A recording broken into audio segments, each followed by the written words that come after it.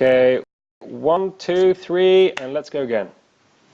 Okay. Yeah, the manager that's impressed, one of the managers that impressed me most in Division 2 So, is Dom, we can only see the wall. Do you mind moving your camera a little bit so we can see your face? See your face, because all we can see is your curtain. As beautiful as it is. Now, tiny bit more. Tiny bit more, so we can see both of your eyes. Oh. All right, that'll do. Okay. Okay, sorry to interrupt, ladies and gentlemen viewing, but I figured you'd rather see Dom than his curtains. So, back to what you're saying. The team that has struck me the most in Division 2 is Blackburn Rovers. He's done remarkably well with the squad that he has. Mm-hmm. But not surprised because he's a very, very good tactician. He's improved the squad as well recently. I've been watching Keith's performances quite a lot. Major shout outs to Dunks at Sheffield Wednesday. Mm-hmm. Ipswich, Snake, I think, manages them. There's so many great managers in Division 2. Really tough league. Wimbledon's still at the top as well. Yeah. Wimbledon for the title. No, I still think Sunderland will win the title. Nah, I'm only joking. But yeah, as it shows with Sunderland not doing so well, if you go down from Division 1, you are not guaranteed to get out of Division 2 at all. That's true. The reason why I'm fine is because I prepared and signed 2 really high-rated players to help my cause. Mm-hmm. If I'm exposed to, I probably won't be at the top of the table. That's just me being honest at that. So yeah, any team from the 10th up could probably win the league, finish in the playoffs. I don't really even care at the moment. They're building a really good side. So it is a really tough league. And if you do go down from Division 1, you're probably not getting back up straight away. I fear the likes of Wigan, West Brom, if they go down, I can't see them going back up. And I would predict Wigan could probably go do a double relegation. Oh, that's harsh. Okay, we'll come back to Wigan. We'll come back to Wigan in a bit when we do Division 1, but that's a very fair comment. So, I mean, we look at this table. I'm personally really impressed with Wimbledon. I know he gets some flack, but he could well do a triple promotion. And with his squad value, he would get a phenomenal chairman investment. Do you think AFC Wimbledon have a chance of going up even automatically, or perhaps through the playoffs? Or do you think they'll tail off through the season? No, he's got the high ratings. He's a very, as much as I really hate to say it, he's a very good tactician. He's 3 behind. He get it back closer.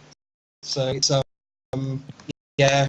Of course, he's within a shout. Any team from 10th up is within a shout of top 2. Any team that's up now is in trouble. If you go on a bad run of form, you're in massive trouble to even make the playoffs. Plus, he does have African Messi, so anything can happen when you have Messi in your team. So, I mean, who's most disappointed you in this league? And let's skip Sunderland because I think that's the obvious one. And I know that Nick knows that he's underperformed, but quite frankly, I think with 10 points, I still think he could still do it. I wasn't actually going to say Sunderland. The team that's disappointed me most is Huddersfield. Pavel. Really? And why is that? He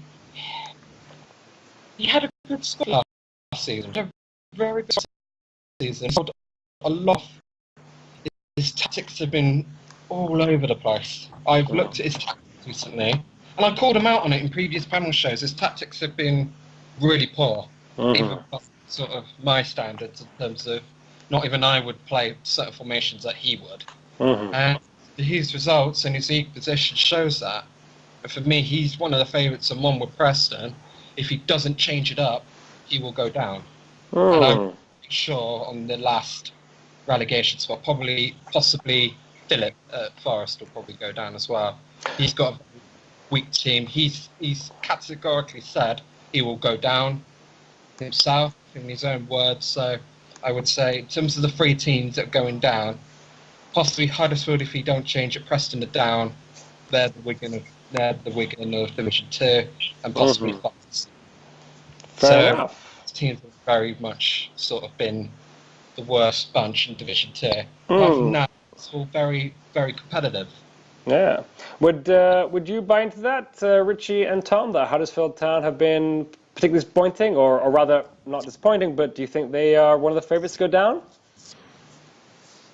I would say they're in big trouble down there, definitely, yeah. I mean, I'm just looking now, it's pretty tight there. You got 1, 2, 3, 4, 5 teams covered by, 6 points? All the way up to Barnsley, they're all in trouble. Even Derby are probably not really safe, even on 25 points, but yeah, Huddersfield should probably be above the line, certainly. Yeah, I mean, look at their team. They have an average age of 24. They have some great forward players. I think Pavel's a very good manager, so I would be surprised to see them go down. But then again, Brighton and Nottingham Forest as well. It's kind of the same as the top. You've got a 20 teams in division and probably 20 very good managers. So something has to give. I'd say 18 teams in that division. That's how tight it is. I know 18 teams in that division will give me a really, really good game, and you can never predict a result. Like if you're one of the best teams in the division, you can normally say, I need to win this, I'm going to win this, I should be winning it. But I can't, even though I've got a decent team, I can't really say that about a lot of teams, because a lot of them are very, very good tacticians as well as having good teams. I would say especially the top 6, apart from me, are really sort of good tacticians. Like Dung, he's absolutely brilliant. Keith, brilliant. So it's a very hard division to be in. Oh, yeah, it's can't argue with that. And Richie, you are one of the favourites to be here next season. Whose position do you think you'll be taking if you go up, and how do you see yourself faring in such a tough and competitive league? Well, I think Preston are definitely down. I don't think Pill's a very good manager. So I think they'll go down. Huddersfield, yeah, they are in big trouble. Pavel probably knows himself that he's going to have a tough job trying to keep them up. And for the third team, I think Philip at Forest will go down. I don't rate Philip very highly as a manager, and I think Lane at Birmingham will just finish above him in 17th place. So why do you say Phil's not a good manager? What does he not do right to get in that wonderful status from you? Well, in season 1 at Scunthorpe, he got relegated into Division 4. He then failed as one of the strongest teams in Division 4. He then failed to get promoted. I think he finished in the playoffs and he lost in the playoffs. So to start in Division 3, to then go to Division 4 and get a promotion to Division 2, I think he counted himself pretty lucky that even happened. I know Forest wasn't exactly the best job he was taking, but I just don't really think he's a good manager. I think with that Forest squad as well, I think he should be higher. I think that's a mid-table Division 2 team. I know there's a lot of older players, but rating-wise, we shouldn't be a bit higher up. Tactically, I don't think he's best. Can I just sort of jump in, and on Richie's point as well? With Philip, it sounds very harsh, and obviously I don't really want to come across as harsh. I have nothing in terms of anything good to say about Phillips in terms of manager-wise on SM. Terms of his TFF performance, because his squad building is horrendous. Tactics-wise, I remember not tonight, but the game beforehand, he purposely put a weakened side out against me, despite having a full-strength team, because he thought that he knew that he was going to lose. I can't stand that, to be honest. He's done that a couple of times this season as well. And what is it that bothers you about that? Is it you don't like the defeatist attitude, or you think it's unsportsmanlike? when you believe that you're gonna lose Mm-hmm. before bring that attitude into a game. If you have your full strength team, you go for it.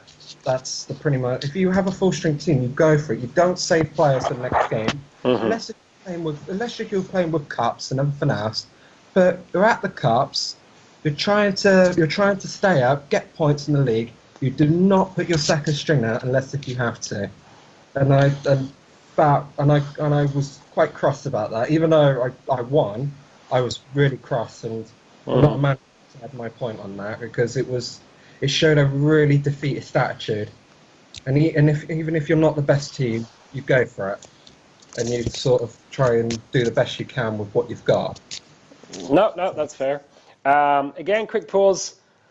Dom, can you please shift your camera in a direction towards your face, just so we can see one more, a little bit more. Or if you move, if your camera can't move, why don't you just budge over a bit? You want me to budge over to the right, or? So you want to be moving it to your left, to your left. Huh? The camera to your left, you physically to your right. Oh, I can't actually see it from my thingy, so I'll hold it. And that's why we are, unless, again, Tom, maybe, Tom, would you rather see the curtain? Is it, we don't actually want to see Tom? The curtain, to be honest. You like the curtain? Okay, they're beautiful beige curtains, so sorry to take time from the panel show for this, guys. But I know if we just look at curtains, someone's going to message me, Andrew, why did you film for an hour just looking at Dom's curtains? There we go. There we go, much better. What? How about now? Much better. There we go. Fantastic. So my 2 cents on Division 2. I think 2 managers that have impressed me. Actually 3. Wimbledon, fantastic job. Could well be doing back-to-back sessions. Blackburn, Keith. I have to admit, at first, I saw his squad and I didn't think it was as strong as others, but has done really impressive job, some very astute buys, and to be 6th after 22 games is impressive. But also a shout out to Mr. Short, Swansea. I know that Lewis put together a very impressive young squad, and he did take that on, but he certainly made it his own. And so to be 2nd place, just 1 point behind Hull, and with a better goal difference, I have to say kudos to you, Ryan. And again, good luck to all of you for the rest of the season. So with that, we go on to Division 1. So any thoughts here on any standout results? Stand up. Yeah. Undefeated. You can't look past that. Oh, I think something's gone funny with your audio there, Tom. Tom. Yeah? That's better. Yeah, no, I was just saying, stand-up performance, Chelsea lost once all season, 58-4-20 against. They're absolutely flying. You can't look past that. You really can't. That's very impressive. That's very impressive, and so well done also to you, Ben, for picking up that win today. I know you're probably still buzzing 2 hours after results. Tough team to play. Chelsea had been flying. There has been some back and forth on the news feed today with talk of tactics copying. Quick step away from the league. Gentlemen, what do you think about tactics copying? Is it smart because you're seeing a winning formula and you're replicating it? Or is it unsportsmanlike? Let's start with you, Tom. No issue with it at all, to be honest. There's only so many different tactics you can play. Why not play the one that's successful for everyone else? No issues with it. Tom, your answer's nice, short and sweet, to the point. I like it. Richie, can you argue against that? No, he makes a good point. Like pretty much everyone plays the same formation. I think the instructions are the things that differ with people. So and the arrows as well. I'm not really a huge fan of people copying tactics, but at the end of the day, it's not cheating, is it? I mean, the tactics are visible for everyone to see, so it's not cheating or anything. It's all right. That's how I was a huge fan of it. Okay, and how about you, Dom? I don't mind it, to be fair. I can't Admittedly, I did it not too long ago against Keith, so I don't really mind it. For me, you have to get the win, and that's the most important thing, and do it that at any cost. Because if you lose, you get lambasted. So fair enough. No, I mean, I think that it can be tough to see a manager doing poorly, then come and take your tactics. At the same time, as Tom very nicely put, there are only so many options within the game. There's only so much you can play with it. And if we take this to the real world, if Chelsea in real life was storming away with the league, the likes of United and Arsenal and Liverpool, they're probably going to take a note or two and try to implement some of those elements. So I say well done, Chelsea, for having such a record to the season. If you have copied tactics, I can't say I'm too bothered, but well done for clearly doing it better than whoever you copied. And Ben, congratulations for what to me is by far the most impressive result of the round.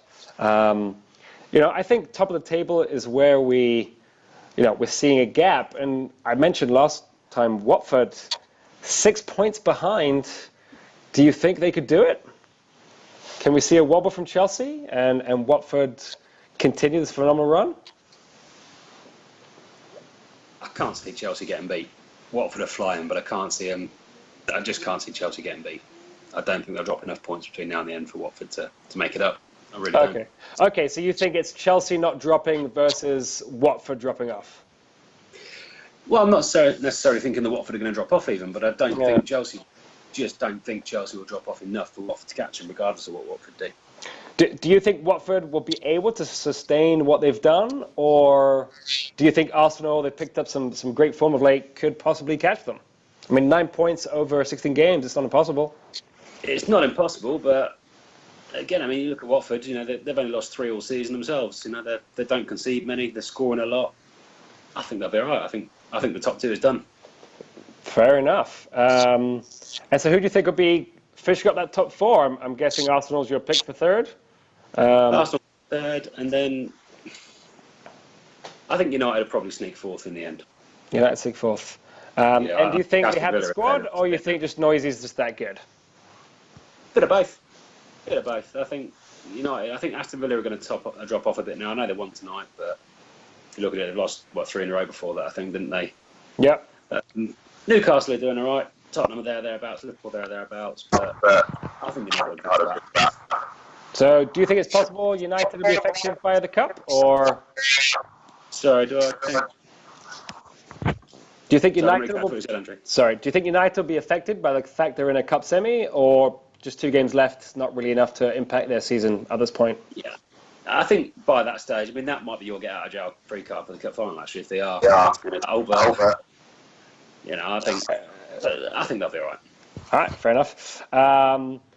It's actually pretty congested. If you look, we've got a 10-point gap between 10th and 18th. What's the current highest position you could see at some point being in relegation threatened? Dom. Probably 12 at the moment. 12. You think Leeds could potentially go down, but not Crystal Palace? Oh no, 11th. Okay. Palace. Who manages Crystal Palace? Gareth Crisp, isn't it? Mm-hmm. No, I would say probably any from Leeds downwards can go down. I don't think Crystal Palace will go down because Gareth is quite a good tactician. Okay. Fert was messaging me prior to the game, practically begging for help. He was worried that if he lost to me, he would be in a relegation battle, which I thought was crazy. I can't see Fert possibly going down. Everton, great squad. West Ham, Southampton. We're talking top managers who have great squads, youth. Apart from Justice, a little bit of experience. Can we really see anyone above 16th going down? Realistically? Well, look at Everton. They've lost 3 and drawn 1 in their last 4. They're in a great run at the minute. Yeah, but how's Stoke and Bournemouth done at that time? Not any better, really. Well, yeah. I'm looking at it. If you look at current form, Burnley are the ones in big trouble, aren't they? Yes. Plus, they just got knocked out of the cup, so they'll be reeling from that. The good thing is that Division 1 is held by having two quite poor teams like Wigan and West Brom in there at the moment. That seals two of the last relegation spots, in my opinion, anyway. So, Dom, you mentioned that you can see Wigan having a double relegation. What is it about Wigan's squad that you think is so poor they could possibly do a double drop? I don't really like saying this, but obviously, I don't think Yusuf has changed it up enough, because he started off with quite a weak squad, and then obviously he hasn't changed it. He's not doing well at all, and he still hasn't changed it. He has got a strong enough that he could compete in third. I don't think he wanted the worst squads in Division 2. And he has players like Mascherano that can seriously flop at any time to boot. I can't really think of any sort of young players that he has, bar Neres and Neves, I think it is. So with that, I think he will go down from Division 1, and if he doesn't change his side, I think he's a candidate for relegation next season. So what do you expect to see him change, or what do you suggest he changes? The playing staff, because he's got a really weak squad. It will take a lot of time. It will take time. It will take a season for him to adjust, but to do it. Because at the end of the day, Wigan are not going to progress if he doesn't change the squad. And that's not his fault. It's previous managers have not been that great for Wigan. I've just remembered who used to manage them as well. But they've achieved a lot of success, but the playing staff has been badly neglected in the past.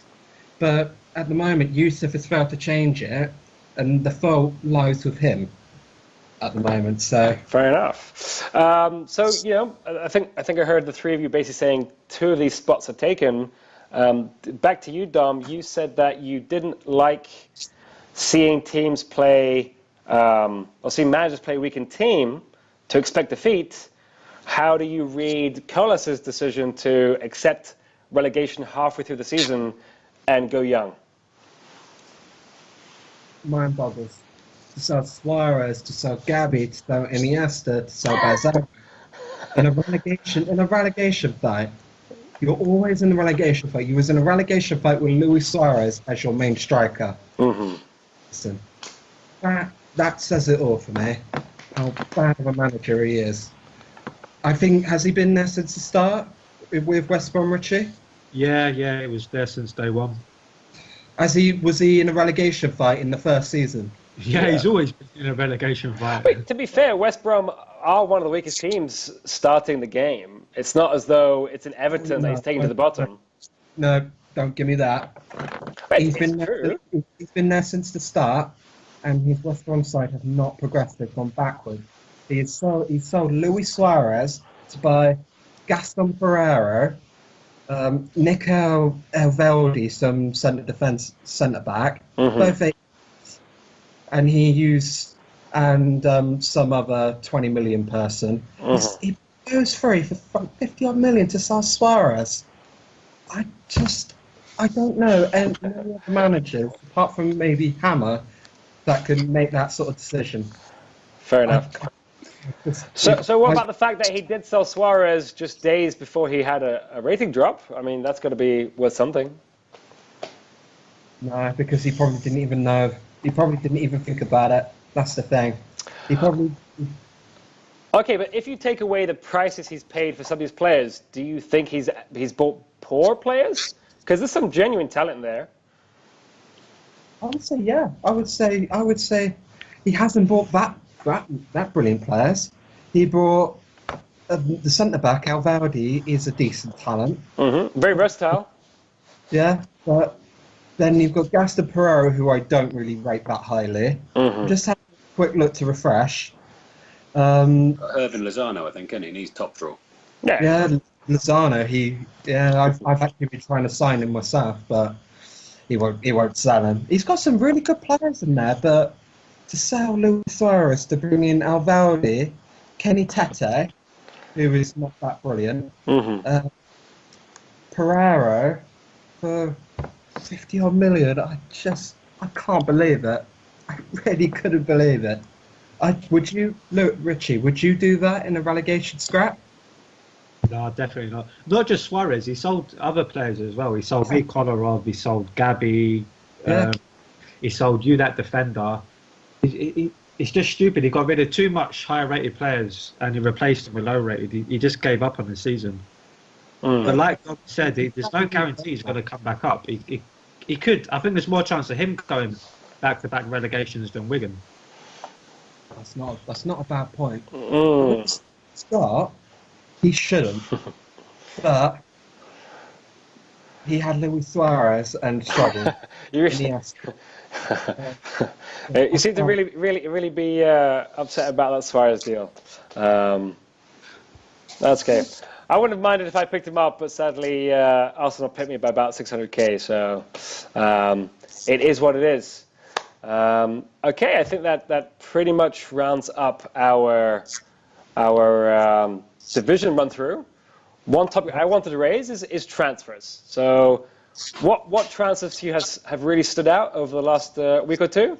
And I wanted to ask the question to all of you: what are your views on bidding for players that you have no intention of buying just to drive up the price? Is that smart business or is that unethical?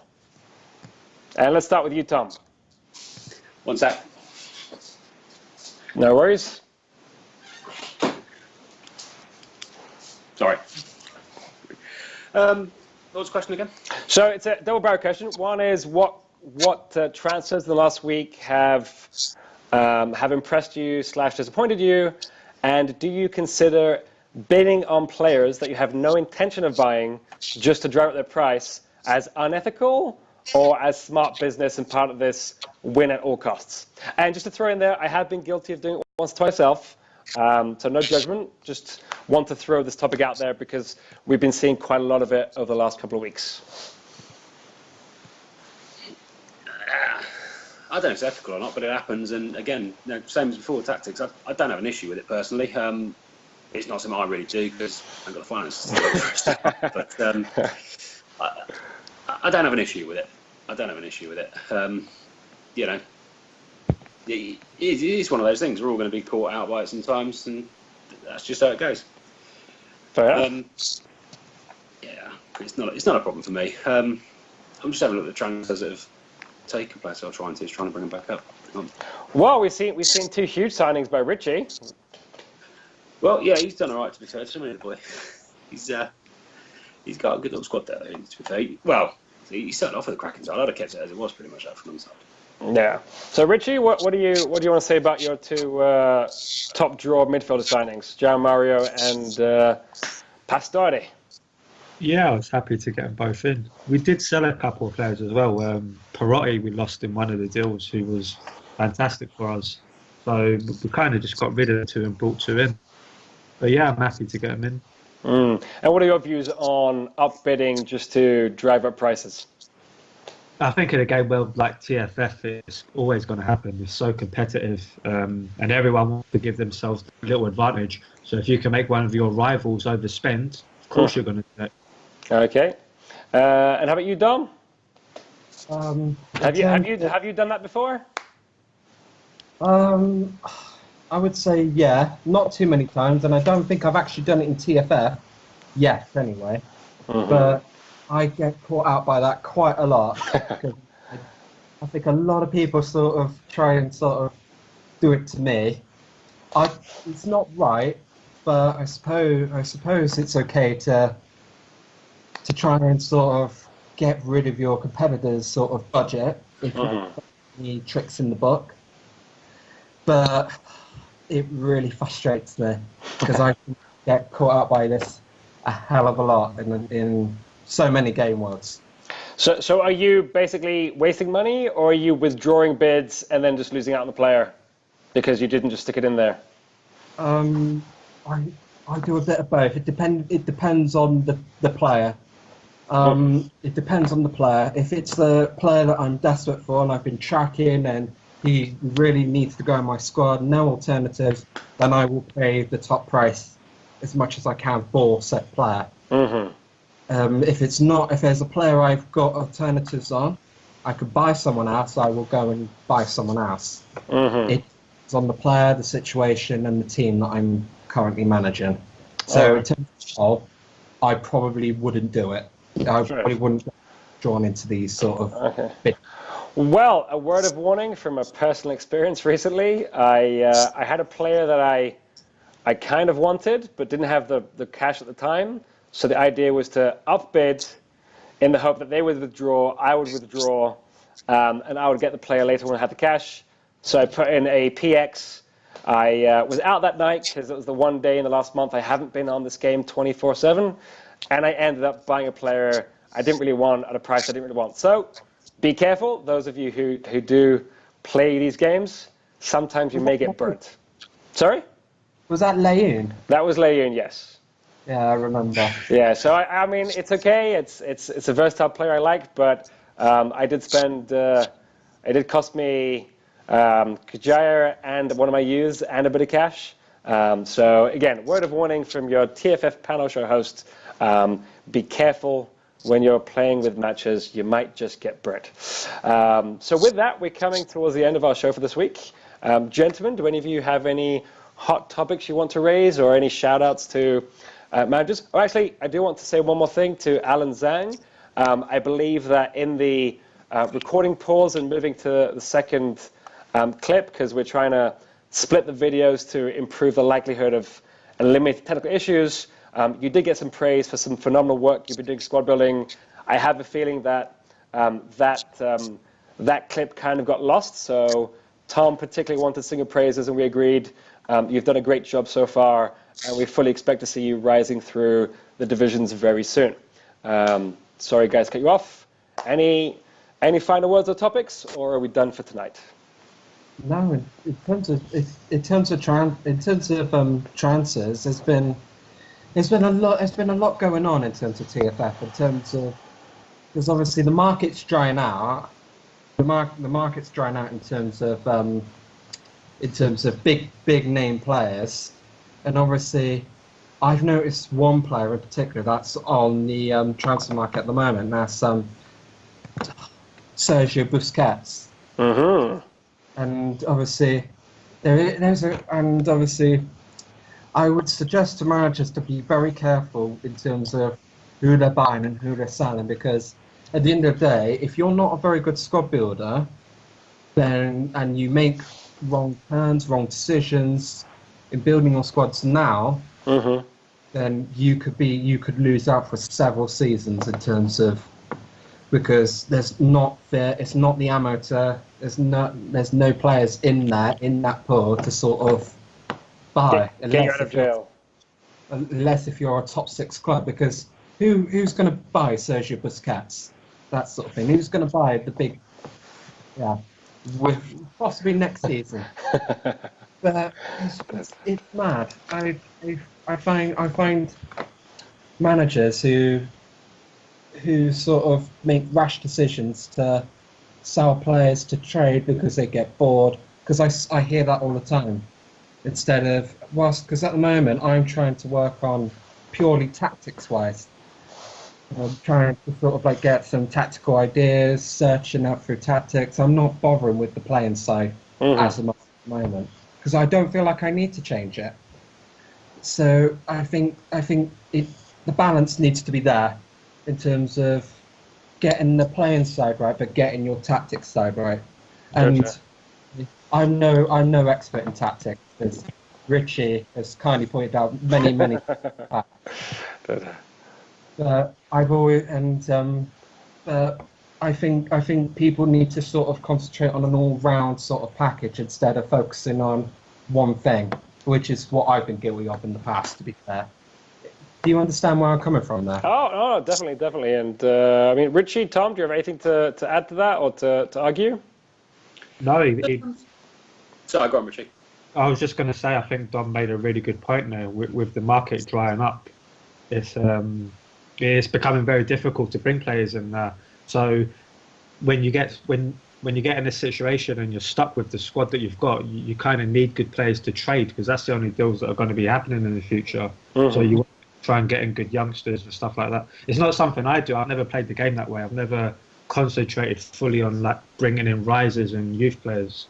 So yeah, I do understand what he's saying there, though. You made a good point. So it sounds like an admission that maybe you have to make some changes next season, or are Yeah, you? just Yeah. yeah. I'm just I know myself that one of my major flaws in this game is that I do need to concentrate more on youth players and trying to bring in talented young players instead of.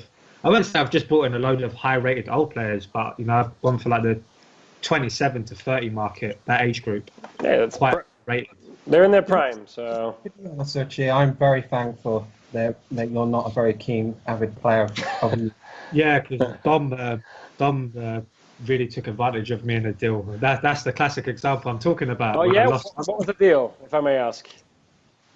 well. Go on, Dom, you tell him. I signed under from him for, was it 10 million at the time? Yeah, yeah. He's, That's yeah. I remember that. I wanted to buy him, but I was close to having 10 million in the bank. I think I was at -2. So That the importance of allowed me having cash. sort of like to sell on, because that deal allowed me eventually, when under rose, to sell on Olazabal and Coman to bring in some more top quality players. Like I've forgotten who I signed. Royce. No, not Royce. Merton? Recently, Kimmich. Kimmich. Oh yeah. Oh, I've forgotten the other one. I don't believe it. Kimmich and Werner. Werner, that's it, from Tottenham. So that deal progressed me to buy more top draw players like that because I was able to have the depth to give out. That's how you've got to think in this game. In terms of the risers, they can break into your team. The depth increases when they rise, and trade it off. That's sort of how I try and work at the game. In terms of, I had under who rose to 88. He's broken into the first team, which allowed me to sell off Coman, Elizabeth, and some other player that I had. But a lot of managers can't sort of think like that. They can't think to sort of upgrade their squads, to bring in better players, to fit them in a certain system. It is a real difficult task to sort of.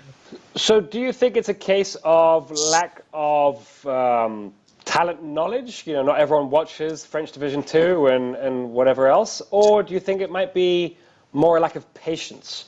Some of these players, they're definitely talented, but could take literally 3 or 4 calendar years before they're of value, or you get someone like McTominay, United, who most have never heard of him, and suddenly he's playing against Liverpool in the Premier League. So, is it more the lack of talent knowledge or more of the patience?